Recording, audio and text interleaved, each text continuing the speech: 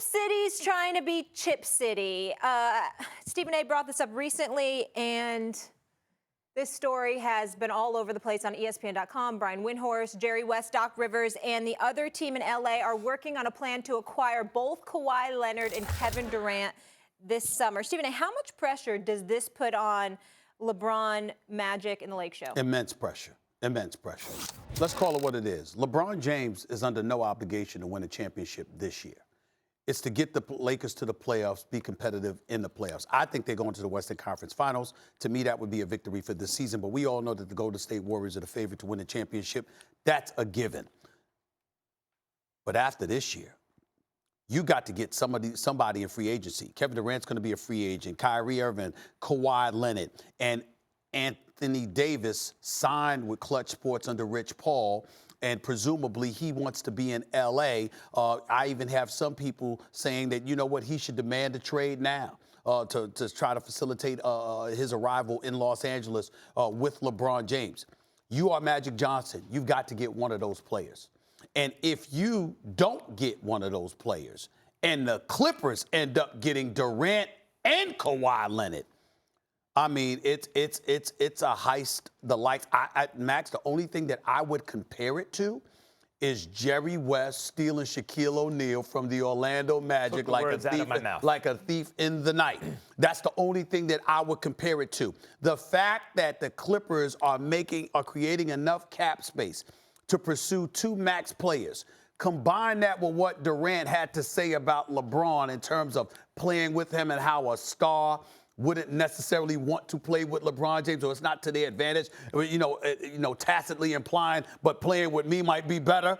If you have a situation where you're the Los Angeles Clippers with Doc Rivers coaching his butt off, with this team overachieving with minimal expectations, with Jerry West and Lawrence Frank, with a billionaire in Balmer who's forgotten to count more money than the Buss family even has. If you are the Los Angeles Lakers and the Clippers pulled that off, your only hope is to get an Anthony Davis. So make no mistake about it, this is a big deal. It's something that I reported a couple of weeks ago because I've been hearing around NBA circles. Everybody been talking about Kawhi. And I came here on First Take a couple of weeks ago. I'm like, look, man, I'm hearing Kevin Durant and the Clippers more and more and more. Now, whether or not that's going to happen remains to be seen. But I'll tell you something. It's getting very, very interesting in Tinseltown. No doubt about it. What did I say when KD made those comments? That one of two things were going on. Mm-hmm. Either he's telling Kawhi, forget LeBron, come play with me. Or he's telling Kawhi, you don't want to play with LeBron because KD wants to play with LeBron. One thing KD does not want to happen is LeBron and Kawhi on the Lakers. Okay, we're going to discuss that later. Yes, because I don't agree with that. Let me tell you how much pressure's on Magic Johnson right now. OG Magic Johnson. He is OG. I mean, remember OG Bobby Johnson? Yes. You remember that? But the original OG in the front office of the original gangster in the front office of the NBA is Jerry West. It is so serious with Jerry West. And Stephen A. used the example I was going to bring up. Think of what happened before they got Shaq. Jerry West put together a nice, exciting, fun-to-watch team that, I forgot, won 48 games, whatever, would make the playoffs. Everyone knew the team wasn't going to win a championship. But it was, Cedric Ceballos and these guys. It was fun to watch, and it was an okay team, and it wasn't, and fans were showing up. But he didn't commit to any long-term contracts. He just showed this is a healthy organization, and he kept all that money for Shaquille O'Neal. He identified Shaquille O'Neal. He said him. And in the draft, he identified Kobe Bryant. Jerry West was running around telling people he's going to be the greatest player of all time, Kobe Bryant, and telling people in the media, don't dare repeat it, but they understood what was going on. He selected Shaq and Kobe, and it was off to the races. What's he doing right now? He put together a very functional, healthy team with the Clippers to send a message. This is a functional, healthy organization. And he saved the money, no long-term deals. He's saving his money to make a run. He's identified, again, two players, KD and Kawhi. It's like, duh, it's not like identifying Kobe in the draft. But still, KD and Kawhi, it is serious. And Stephen A., this is why it's serious. Don't think L.A. can't be flipped, at least temporarily. We have argued about this before. I lived through it in the mid-'80s in this town in New York City. The Yankees were winning 90 games a season with the two best players in the majors, Ricky Henderson and Don Mattingly, on the same team. The Mets won the World Series in '86. They went back to the playoffs in '88. There were more Mets fans in this town than Yankees fans. The attendance was better. The ratings were better. They were winning more.